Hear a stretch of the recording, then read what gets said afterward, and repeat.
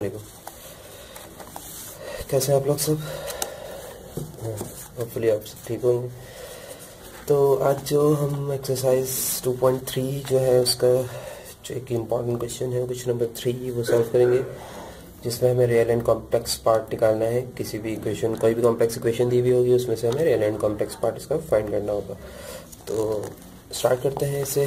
इसके मैं क्वेश्चन आपको सॉल्व करा दूंगा। 4-5 दिए हुए हैं, 4 करा देता हूँ मैं आपको, कर लीजिएगा ताकि आपकी ये प्रैक्टिस होता रहे। इंशाल्लाह अगर कोई मसला होता है फिर भी आप मुझे कहें, इंशाल्लाह मैं आपको भी बना के दूंगा वीडियो। तो what is real and complex part हम पढ़ चुके हैं। What is real and complex part, एक कोई भी एक कॉम्प्लेक्स इक्वेशन में रियल एंड एक कॉम्प्लेक्स पार्ट होता है। जो कि आयोटा के बगैर होता है वो रियल होता है, जो आयोटा के साथ होता है वो कॉम्प्लेक्स पार्ट होता है। तो ये आ गया रियल एंड कॉम्प्लेक्स पार्ट। तो हमें कोई भी इक्वेशन दी हुई होगी, उसमें से हमें रियल एंड कॉम्प्लेक्स पार्ट निकालना होगा। तो क्वेश्चन नंबर 3 जो है वो एक्सरसाइज हमारे पास है 2.3। ये चैप्टर 2 का आखिरी लेक्चर है। होपफुली के हमें सब कवर हो चुका है। बेसिक जो इम्पोर्टेंट टाइप के क्वेश्चन है जो पेपर में आते हैं। अगर इसमें फिर भी आपको कोई प्रॉब्लम होती है, ऐसा लगता है कि हाँ कोई और क्वेश्चन करवाना चाहिए था मुझे, तो आप मुझे बिल्कुल सजेशन दें, मैं इंशाल्लाह वो क्वेश्चन करा दूंगा।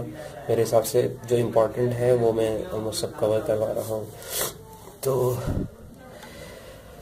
अब जो है इसका क्वेश्चन नंबर 1 जो है वो करते हैं। आयोटा 3 + 2 आयोटा, एक सिंपल सा एक बहुत ईजी क्वेश्चन है एमसीक्यूज़ के लिए। तो इसको पहले सिंपल मल्टीप्लाई करेंगे, ये हो जाएगा 3 आयोटा, ये आयोटा इससे मल्टीप्लाई हो जाएगा, ये हो जाएगा 2 iota into iota, iota square. तो अब हो जाएगा ये 3 आयोटा और ये हो जाएगा आयोटा स्क्वायर इज -1, तो -2।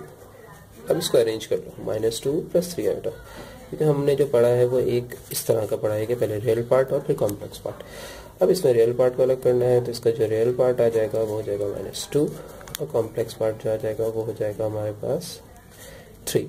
आयोटा नहीं आएगा, याद रखिएगा आयोटा नहीं आएगा। इसका नंबर कटते हैं अगर आपने आयोटा लिख दिया साथ में। तो आयोटा पार्ट की बात हो रही है, आयोटा की बात नहीं हो रही। तो जब हमारा नेक्स्ट क्वेश्चन है क्वेश्चन नंबर 2, वो है 2 - आयोटा डिवाइड बाय 3 आयोटा। अब देखिए नीचे आयोटा आ गया। हमने इस तरह के पहले क्वेश्चन किए हैं सॉल्व कि नीचे आयोटा हो तो हम इसको रैशनलाइज करते हैं। पहले बीच में प्लस माइनस होता था तो हम साइन चेंज करके उसका मल्टीप्लाई एंड डिवाइड लेते थे, बट अब उसकी ज़रूरत नहीं। अब हमें क्या करना है, सिंपल इसमें 2 - आयोटा है, डिवाइड करें, डिवाइड में है 3 आयोटा, तो हम सिर्फ आयोटा, अगर सिंपल एक नंबर आयोटा के साथ है तो हम आयोटा से मल्टीप्लाई एंड डिवाइड करवा सकते हैं।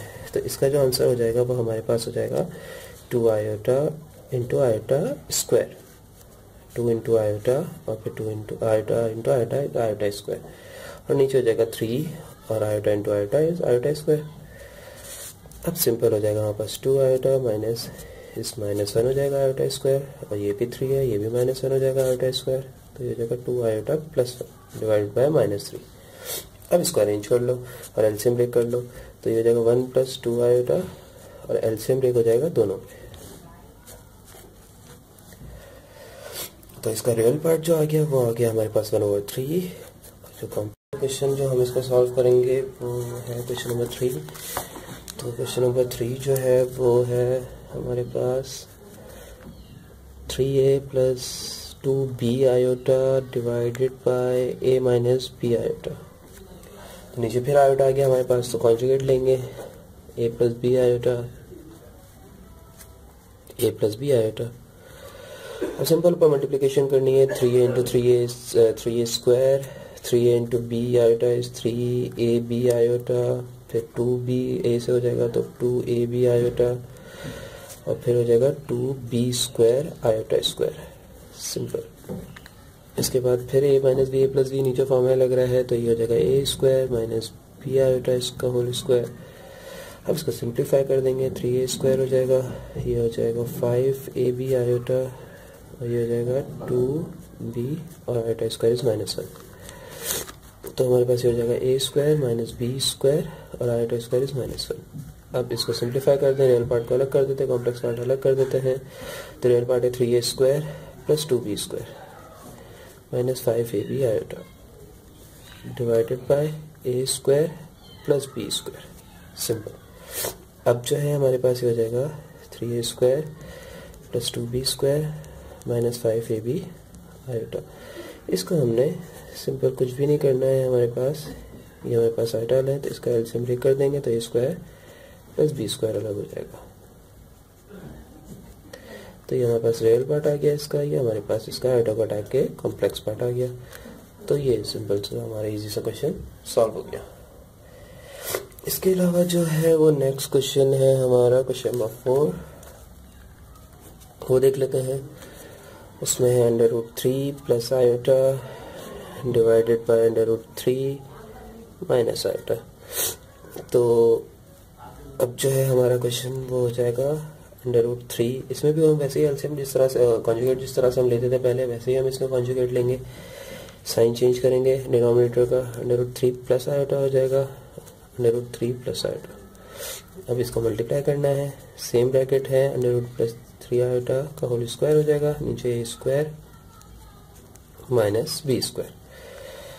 अब ये हो जाएगा A square minus 2ab plus B square divided by A square minus B square. तो √3 का स्क्वायर हो जाएगा 3 माइनस आयोटा स्क्वायर इज -1।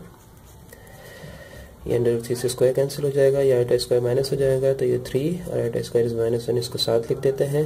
ये -2 √3 आयोटा डिवाइड बाय 3, ये हो जाएगा 4।